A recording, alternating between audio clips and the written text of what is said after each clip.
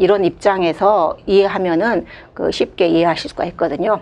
그다음에 무조건적 긍정적 존중은 키워드가 상담자가 어떤 가치 기준, 자신의 어떤 가치관이나 도덕성 이런 기준을 내담자에게 적용하지 않고 인간 그 자체로 존중한다는 거예요.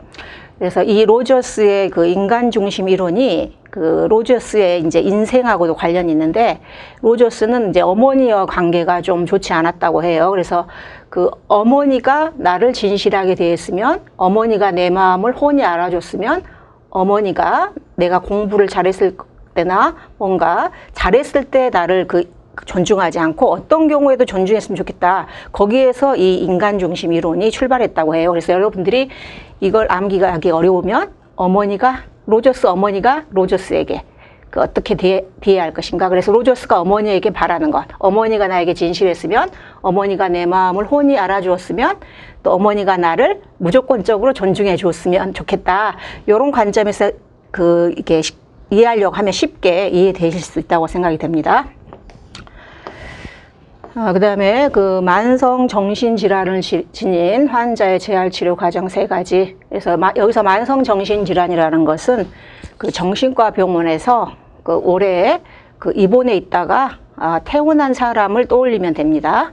그래서 정신과 병원에서 오래 입원했다가 퇴원하면은 여러 가지 기능들이 약화될 수가 있어요. 먼저 이제 사회기술 훈련. 사회기술 훈련이라는 것은 넓은 의미는 사회생활에 필요한 모든 기술을 말하고, 좁은 의미는 대인관계 기술을 말하거든요.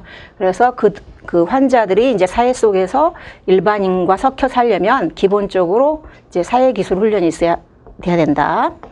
그 다음에 이제 이걸 외울 때는 이제 사회기술 훈련을 했으면은 또 뭐가 필요하냐? 직업이 있어야 된다는 거예요. 그래서 여기서 제일 중요한 게 사회기술 훈련과 직업재활이 중요하겠죠.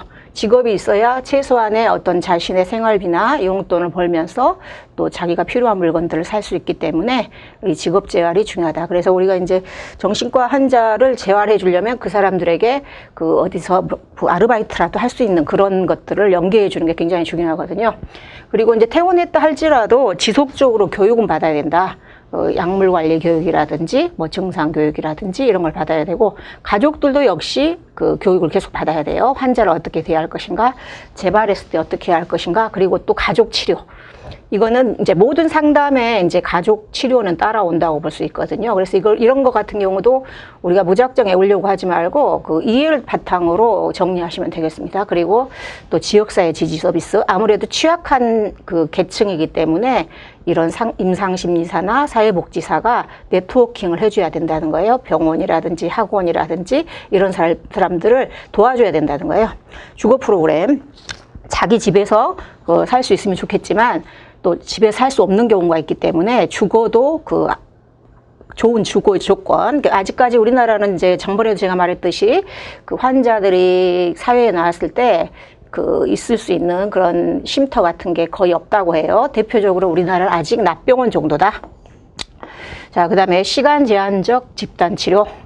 이거 시간 제한하니까 갑자기 낯선 용어잖아요. 그래서 시간 말 그대로 타임 리미티드, 시간이 정해져 있는 집단 치료라는 거예요. 여러분이 정신병원 같은데 이제 가보셨는지 모르겠지만 정신병원 같은 데는 따로 이렇게 시간이 제한되어 있지 않고 계속적으로 입원해 있는 동안 집단 치료를 받거든요.